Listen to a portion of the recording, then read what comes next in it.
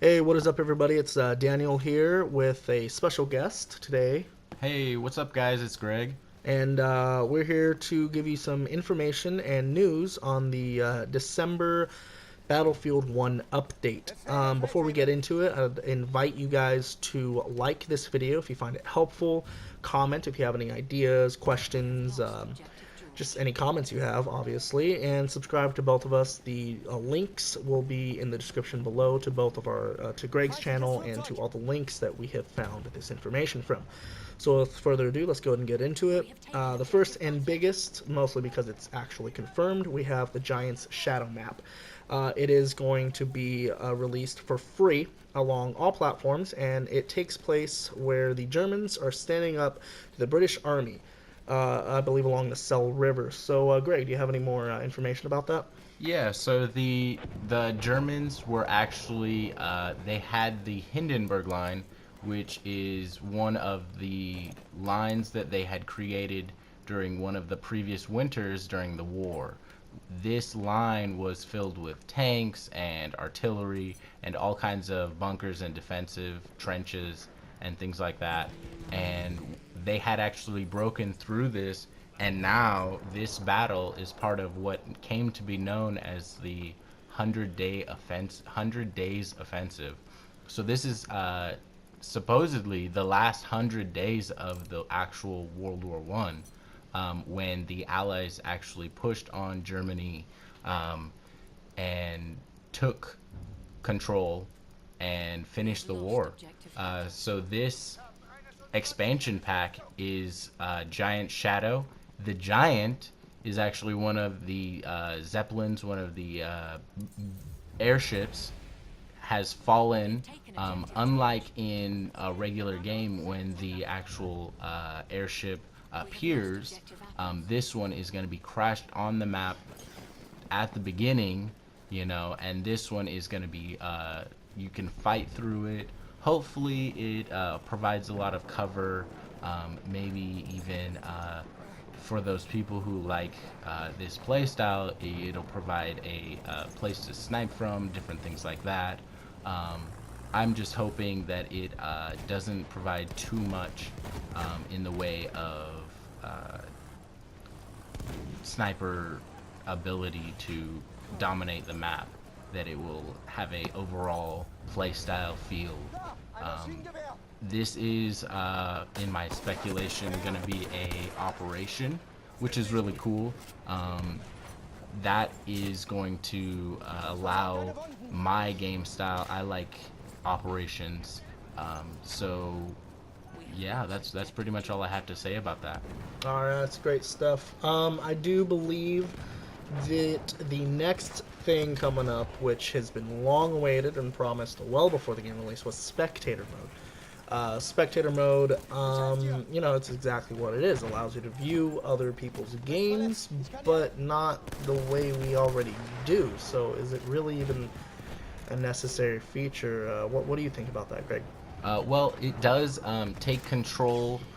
It gives DICE a little more control when it comes to sharing your gameplay. It's now through their servers, which I think is pretty cool. It gives you that ability to view the actual gameplay through the server. So, say if you're in the game and you want to see somebody else's gameplay, hopefully not while you're playing a game. Hopefully, it's just like from the screen or whatever. So, unlike share play where you're sharing that gameplay with one player, or unlike Twitch or YouTube when you're streaming, now you can actually share, most likely with your friends, I'm thinking, but maybe even with some people that you are not friends with. But it is through uh, DICE's servers, so it will be all wrapped up into one neat little package. Yeah, I definitely agree with that. And besides some bug fixes and some other little, nicks and picks here that EA and DICE are expected to release, it does appear that they are going to be coming up with maybe a change to the HUD, more specifically enemy explosives and the way they appear, or maybe even friendly explosives. How do you think they'll incorporate that, if that's true? Well, one of the things that they did in a previous game, I think Battlefield 4, is you were able to spot the enemy explosives, say a mine, perhaps.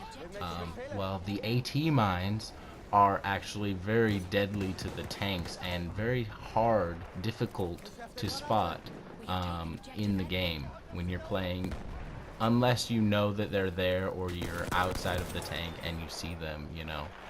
So I think that maybe they're going to add an icon or maybe make it bigger if they already have one, just because I haven't really noticed that feature. And I see tanks getting blown up by those all the time. Very deadly, very effective weapon, the AT mine. Hopefully, maybe they add something to where you can see that. Maybe with the dynamite, when it's thrown, there's a symbol. Just because, you know, you can throw dynamite, you can throw the limpet charge, and nobody can see that. And then, you know, with the limpet charge, it goes off 4 seconds later or whatever, and you got a crowd of men gathered around, and they have no idea that they're in for a big surprise. You know, I have done this numerous times. You go into a bunker that is filled with guys. They are just holding it tight. You toss a limpet charge, hopefully not die, but maybe you do, and that limpet charge goes off like 3-4 seconds later. And because they weren't able to see it, they weren't able to spot it, they actually have difficulty surviving that. So maybe they will add a symbol or something like that. Yeah, no, definitely. I think that'll help a lot. Maybe in definitely hardcore mode or however they decide to implement that.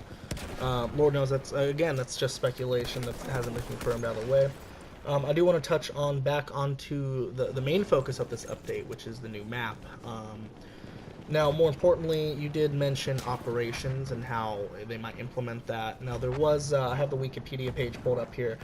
The General Henry Rawlinson, I believe, he faced three problems, and real quickly, it's just crossing the river of Sel, the railway embankment on the far side, and then the ridge above the embankment. Do you think they're going to incorporate that into the operations as, however that progresses? Oh, absolutely. Hopefully, one of the things that they do, since this battle took place in the beginning at night, they decided to attack at night. Hopefully, the first map at least is a night map. That would be pretty cool.